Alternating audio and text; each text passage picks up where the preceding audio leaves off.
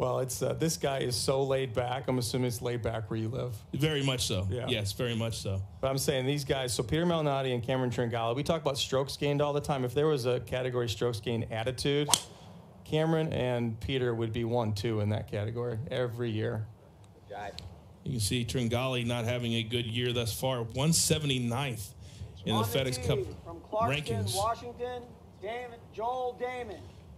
Now, here's the thing this year, I think, when you talk about players playing more, front-loading their schedule in the fall as opposed to in years past, it's because I believe one of the reasons is that the first cut in the FedEx Cup playoffs is going from 125 all the way down to 70, whereas in the past it's been top 100. I think that you can't afford to be 110 or 115 and still hope to get in the top 70 in the second There's week. a huge jump from that first event to the second. All right, so Joel Damon comfortably inside the top 100 of the FedEx Cup. His opening tee shot finds the fairway. While we have a moment, we'd like to welcome users from around the world watching this free preview of PGA Tour Live on the Twitter. As part of our partnership with Twitter in 2019, we'll be streaming the first 60 to 90 minutes of our premium coverage from every round for free on Twitter. Today, we'll take you all the way through the second hole of the Sergio, Henrik Stenson, Patrick Reed group.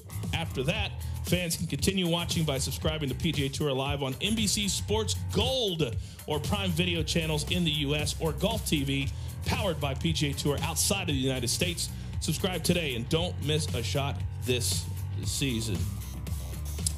All right, let's bring you here into the studio. Good morning and welcome to PGA Tour Live. I am your host, the coach, Jonathan Coachman. Mark Wilson, Ewan Porter will be in a little bit later, and Jane Crafter is on the ground there at Innsbruck, and we'll get to her in just a moment. When you look at the Florida swing and the way that it has played out, and this will be the final stop, what's kind of been your biggest takeaway? You know what I think is really cool is having all four events in Florida. It kind of reminds me of when like Ben Hogan and Sam Steen, Byron Nelson kind of got in their cars and just did the tour. You know, so these guys started down in South Florida, kind of worked their way up Florida, and now we're over in Tampa area playing. And, you know, I think of the tournaments, too. You had the Players' Championship. It was an amazing finish, exciting finish. Had no idea who was going to win. Keith Mitchell also at the Honda Classic, making that 15-footer on the last hole for birdie to win. That was an awesome finish. And then you think of the great round that Francesco Molinari put up, 64 at Bay Hill to win the Arnold Palmer Invitational. So obviously great golf. The cream rise to the top. You think of the Honda Classic. You had Brooks Koepka and Ricky Fowler posted for Keith Mitchell. And so it's kind of, it was just it's an awesome theater. I think we're in store for some more. And I think it's a perfect example of not looking too far ahead. Because I remember the week of the Honda Classic, we were all talking about, oh, the field isn't as good. There's not as much star power. It was arguably the best tournament of the entire year. Yeah. Excitement-wise. And we could have more of the same this week. Certainly one of the stars that is playing this week for the very first time here at Innsbruck in this Copperhead course is that man, Jon Rahm. It'll be interesting to see, Mark, how he rebounds or responds to playing Sunday, starting with the lead, and obviously not playing his best golf, shooting a 76. Yeah, it's going to be interesting to watch him and see how he can bounce back from that disappointing Sunday. Obviously, he was going out to win, and you know, you see here that for the most part, he struggled in the final round. I mean, you look at the Mexico Championship, he was already way down the leaderboard, so that 69 in the final round doesn't exactly fit that scenario. Didn't really care how he played on Sunday, but I'm not that worried about Jon Rahm in that sense. I mean, that was just one really tough final round, and I think he's going to be just fine. But it'll be really fun to see how he responds. Well, he talked a lot last week about how he's changed his mental game, how he's trying not to get as upset with bad shots and bad stretches of golf. So we'll see how that plays out this week, because there is a very, very tough stretch of golf at this course. It's known as the Snake Pit, one of the toughest finishing three-hole stretches on the entire PGA Tour. Yeah, it's got everything. It's got, you know, water on 16 off the tee shot. Then it's got undulating greens. It's got even elevation change with that second shot into 18. Obviously very tough. I look at PGA National there for the Honda. What an interesting one there, because that includes a par 5 with that tough finishing stretch.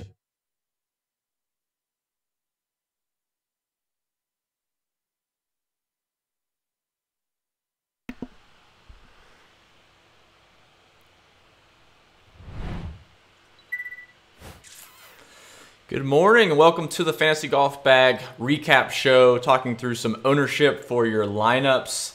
Some interesting leverage already that we're seeing throughout really the 8K range. So I'll give everyone maybe a minute or so to gather, see if people from the chat will jump in. Augusta, good morning, man.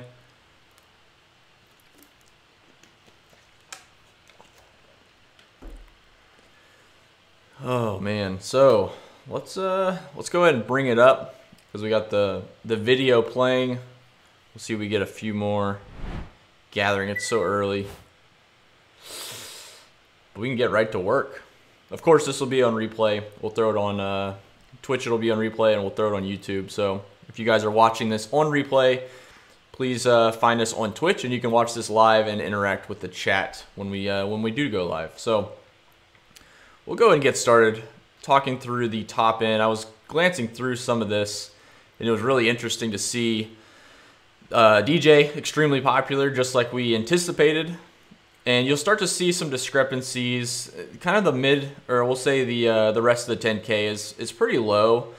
Sergio got a little bit. I think that was to be known. So don't let this, bright green 11% and lighter green 9% fool you. Like 11 and 9 for this range is actually pretty low. But you can see the majority of people really started at DJ this week. So 28% in the $5, 34% in the $444, and then 31% in the $44. So going down below that, you get Sergio with a little chunk. So 21, 23, 20. So what I see there is most people started with a DJ lineup and most likely could not fit another 10K plus player. That's the leverage that you want, though. We'll get to Kokrak here in a second, but when you see a Kokrak that highly owned, that's not a good sign. If he was going to be like 8% owned and you didn't play him, then that would be different. So kind of looking through the lineup construction, I think Sergio was a starting point. You'll see with Patrick Reed at 20%. I see a lot of people probably went Sergio, Patrick Reed, or they went Sergio and coming down a little bit, Kokrak and Knox. So those three right there, right off the top. So in the rest of the 9K, so we touched on DJ, we touched on Sergio. Going down below that, as far as the 9K range, you can see it was pretty dead. Woodland got a lot of ownership in the $5. We'll say moderate ownership, 15%, versus the 444 at 9%. And again, it just goes to lineup construction. With most people, beginning with DJ, another 25% beginning with Sergio.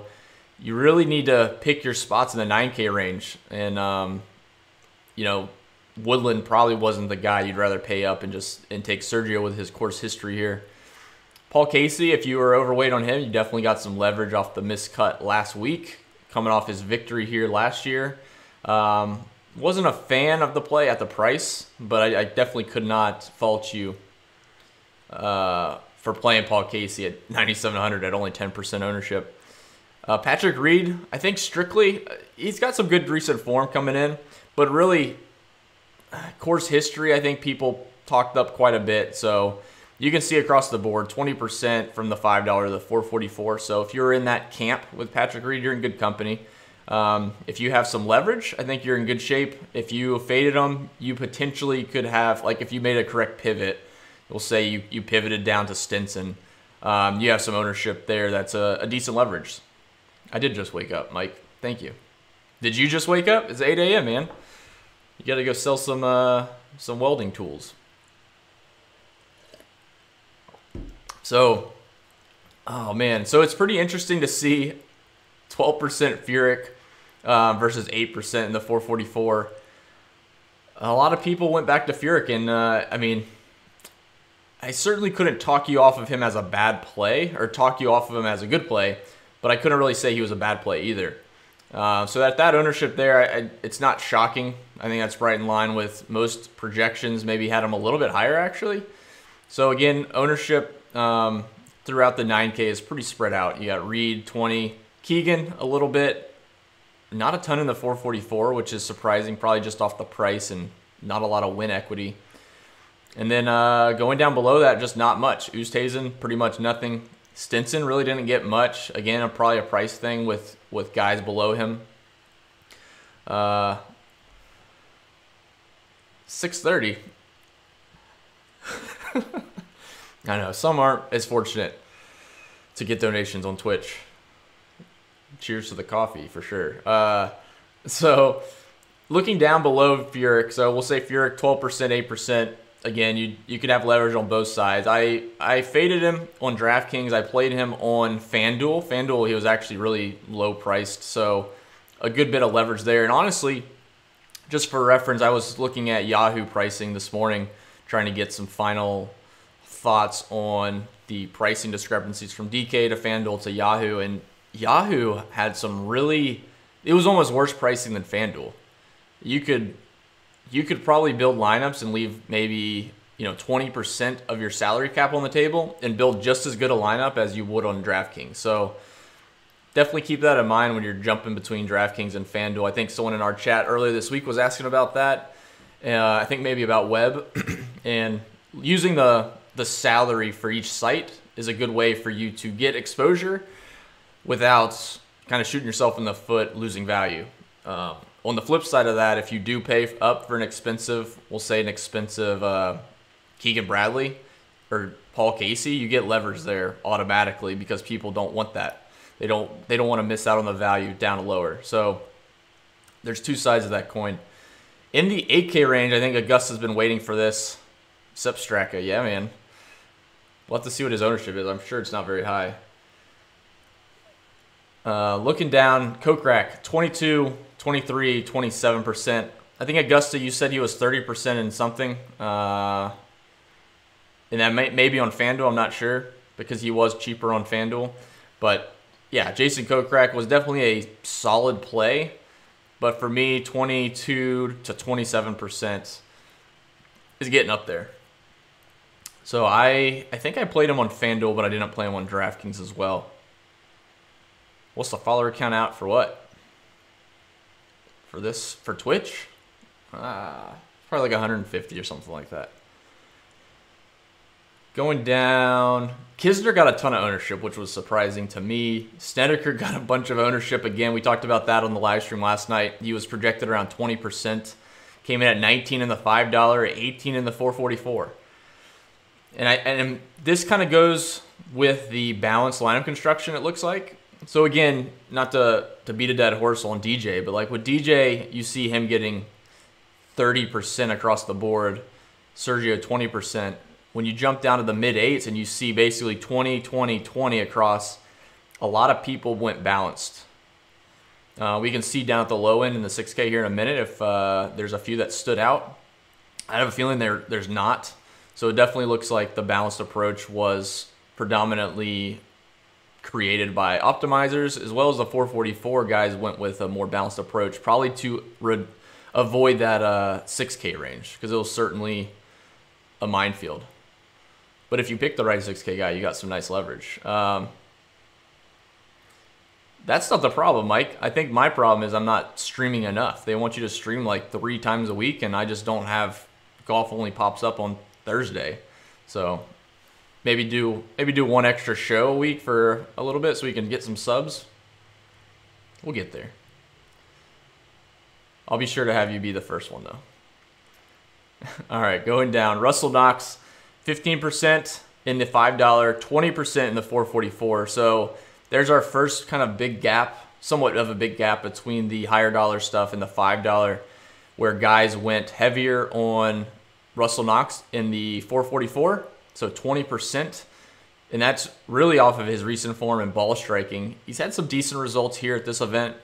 So keep that in mind if you're in this low 8K range and maybe you're tossing around guys like Hadwin, who was coming off the flu last week. He missed the cut last week and he was reportedly dealing with the flu. Snedeker got it got so much ownership, it's crazy to me.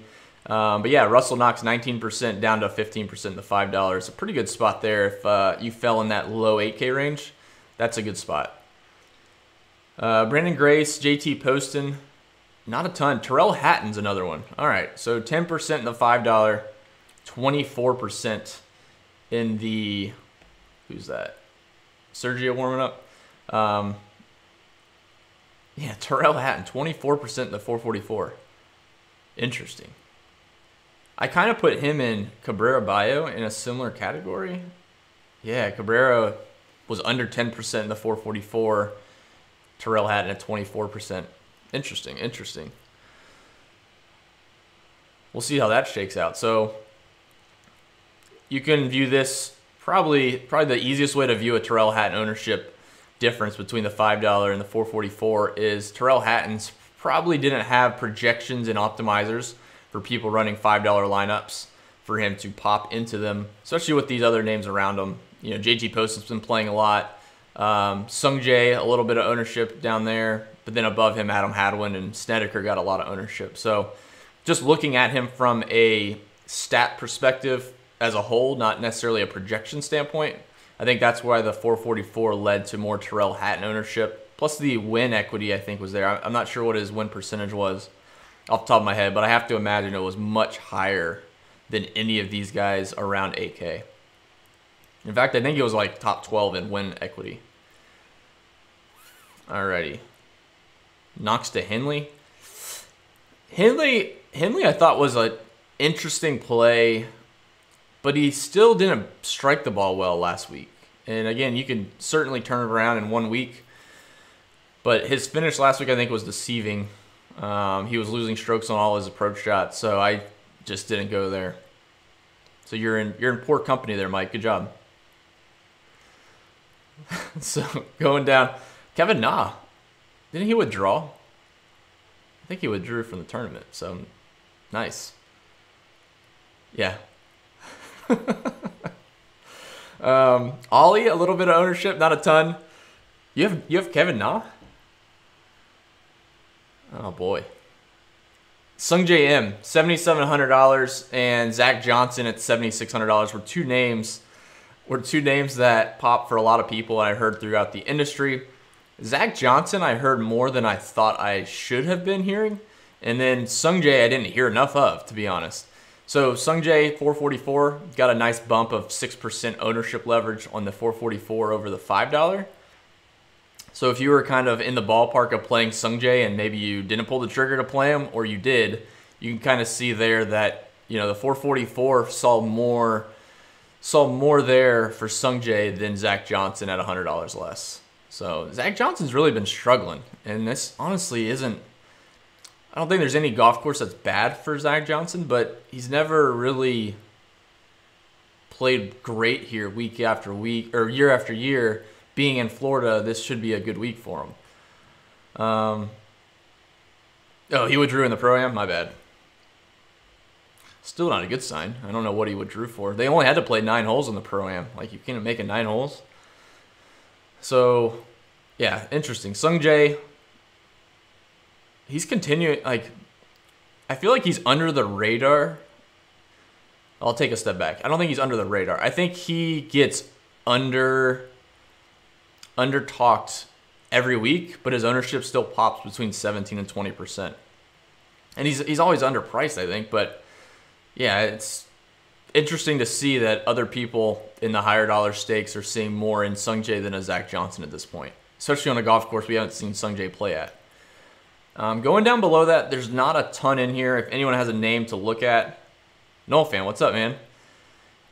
Going down below that, we have Kirk got a little bit of talk and just didn't get any ownership. Don't have any faults with anyone there. McDowell, Damon. I won't really talk on Damon. He didn't get that much. Your boy Damon. The dude's cool. I think he had to fight through cancer or something like that as well. Like, he's got a good story, but not going to play him after 1 week of a jump last week. Streelman, Stricker, not a ton. Ches Reavy, there you go. 11% Reavy in the $5, 10% in the 444. So that's interesting there. We'll see how he plays out. I mean, he's had a rough stretch of events, but he's really not been that far off. I think he's been around like 70, 72, missing the cut by a couple shots. So this is actually a decent course where he doesn't have to hit, you know, he doesn't have to bomb driver with the long guys every hole. So he was in my player pool, but I didn't pull the trigger to play him. So I'm curious to see how he fares. Let's see. Damon birdied the first? Nice. The first hole? Or his first hole? Because number 1's a par 5. There should be a decent amount of birdies on that hole. Yeah, 7.5 down to 7K. I toss. Oh man, let's discuss this. So this range, and I haven't looked through ownerships down at like the 7K range to see if anyone. Yeah, it's pretty spread out. So like between 7,500. Yeah, we'll say 7,500. We'll exclude Zach Johnson.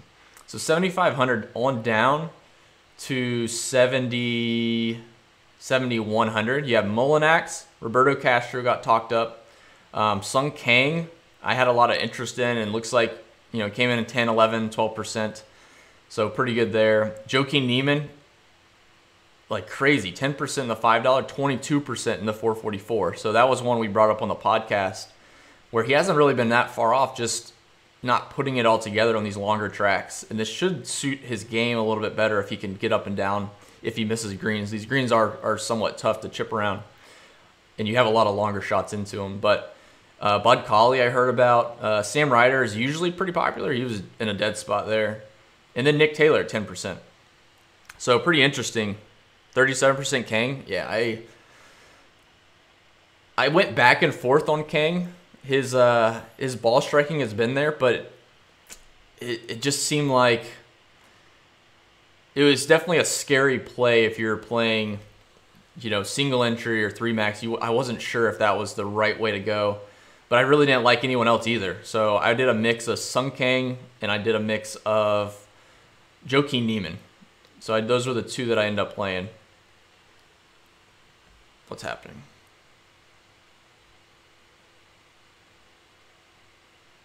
Let's reload this. We can't have no video.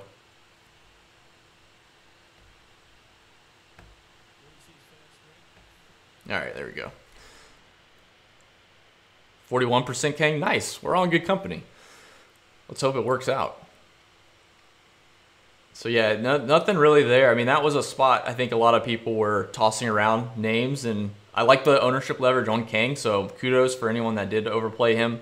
So Noel Fan and Mike, I mean, that was one that looks really good yesterday. It just was a tough pull with so many names there, but I think a lot of people were in that same situation. And I honestly, over Roberto Castro, I thought Kang was a better play, and he played well here last year as well.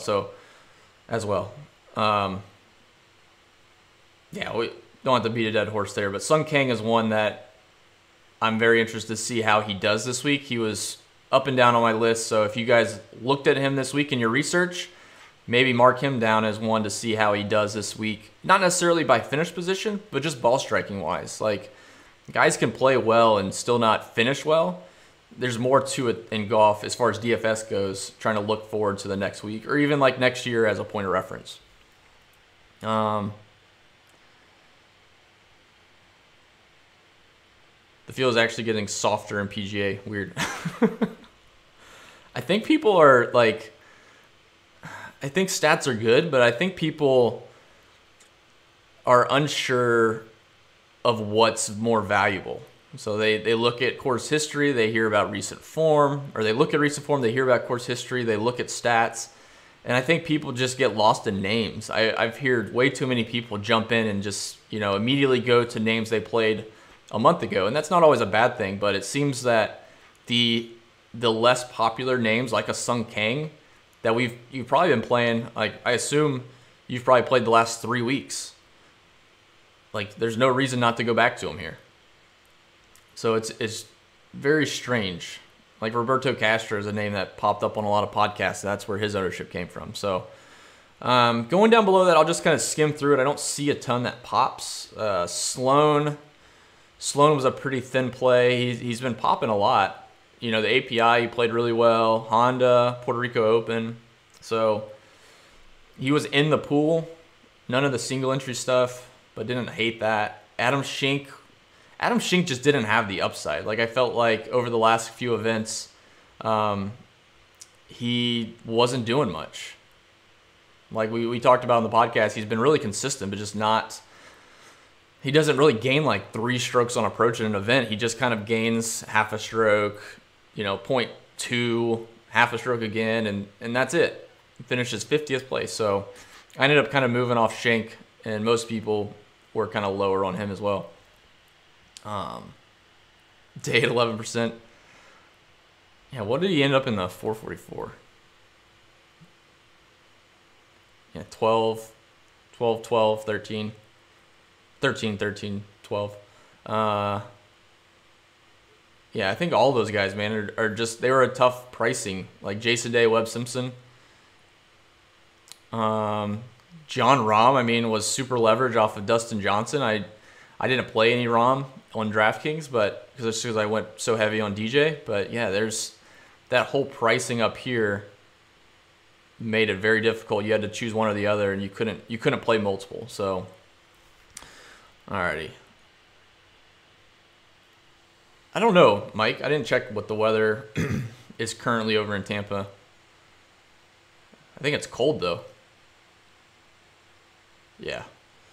All right. So hitting the kind of mid 6K range, we'll say, you know, Wyndham Clark, 3%, 2%. I know he was getting a little bit of buzz. Not a lot there. Understandably so. Carlos Ortiz, kind of the same situation. I heard him mentioned several times, but wasn't a terribly strong play, so not surprising. He's at 2%. Look at Webb, way left. Is that on 10? Yeah. Good shot, man. Yeah, it's cold to me, man. It's like 50 degrees. All right, let's hit the last bit of this bottom range. Let's see. Nothing. Kyung-Hoon Lee. All right. 6% in the $5, 12%. So about double the leverage in the higher stake stuff.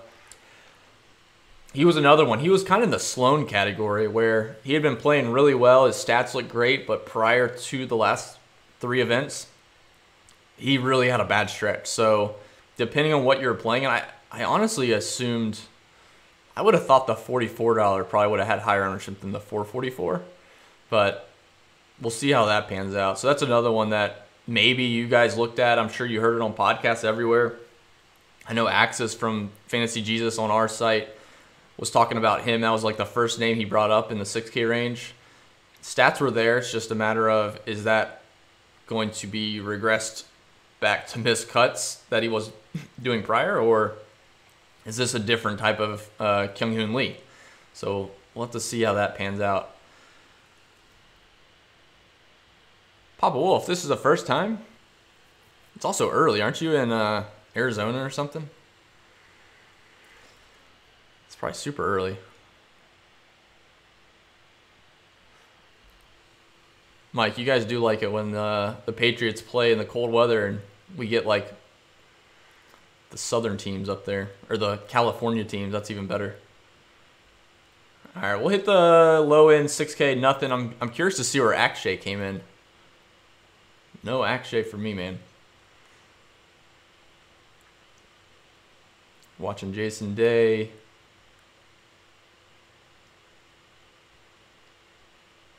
Good shot.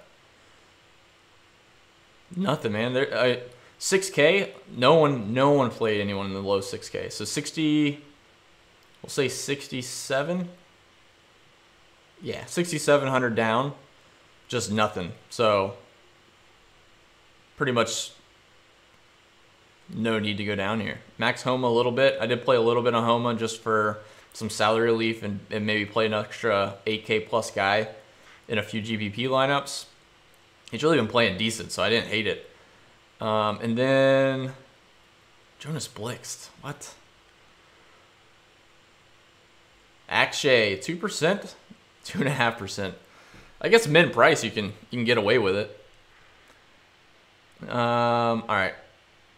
First time Webb into Woods. Yep.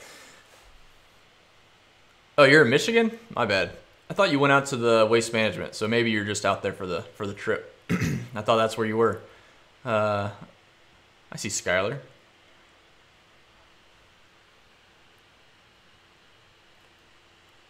Yeah. Akshay, 2.3.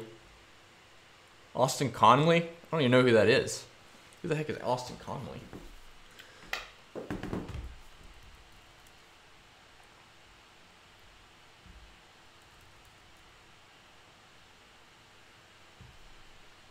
Why did people play Austin Conley?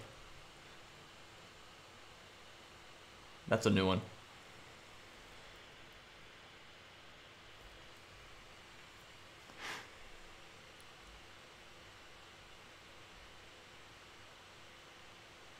All right, any other names to pop out? Again, pretty straightforward. If you look through the top range, it's really condensed, and then as you go down the list in the 7K, the low 7K and 6K, it's just hit or miss on everybody. There was no chalk play in the 6K range, and there's really no chalk play in the low 7. So if you guys stayed pretty much, you know, I guess you would call it chalk. Like the top half was chalky builds, and then you just spread out your 7K ownership. You're probably in good shape with majority of the field. So hopefully some of these chalkier names, if you played them, pan out. I mean, Kokrak, that's crazy to me. But it just seems like people wanted the safety. So we'll see how the strength of field kind of plays into those. No fan, see you, man. All right. Is this the Patrick Reed Sergio grouping? I think, or no, it's Stinson, right?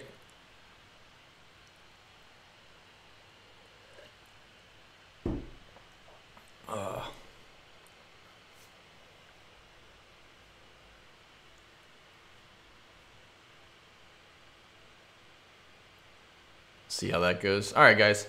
Any other last minute questions? If not, then I'll let you guys get out of here. Of course, you can find the PGA Tour live stream on Twitter. It's free all morning, or for like an hour and a half, I think, and then you have to pay up for it. So if you guys are at work or you guys want to watch some golf, might as well. He's off to a good start. Might as well grab a subscription to PGA Tour Live and see what's up. Skylar, see you, man. Good luck this week. Hopefully PGA goes better than my Euro lineups. Not good. Not good. All right. I'm going to hang on and watch Henrik play this first hole.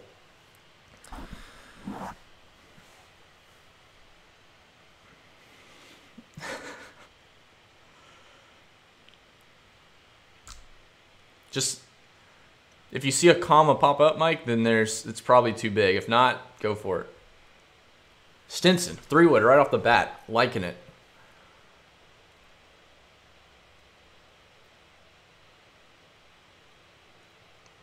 Oh, yeah. Oh, yeah. Oh, chalk it up. Stinson, what was his ownership at? 10? Yeah, 7 and 9. Wow. And Sergio. I am. I want to see how I can get in their heads. Yeah. Someone knew that, Skylar, because he was like 5% owned. So I actually had, I don't know if it even mattered, but I had Fabrizio Zanotti, I think, and then ended up pivoting down to Audrey Arnas so I could pay up off of one other guy in the 7K range, and I think both are like collectively 10, 12 over par or something like that. Ridiculous. Ridiculous. Oh, Sergio. What are you doing? Oh, good kick. Good kick.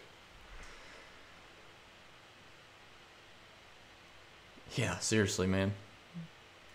Seriously, I'll have to play some showdowns now. All right, guys. We have pretty much elapsed the amount for this show. I'll let you guys go. Go watch some golf. Good luck with your lineups this week. And hopefully we see some green screens come Sunday. And we got a special show with Skylar. You see him in the chat with Axis next week for the match play. We are pretty stoked about that. And, of course, the special TaylorMade Spider putter giveaway. So stay tuned. You guys have a great week. Enjoy the golf. Enjoy the Valspar Championship. Hopefully you have a sweat come Sunday. And we will see you later this week. Have a good one.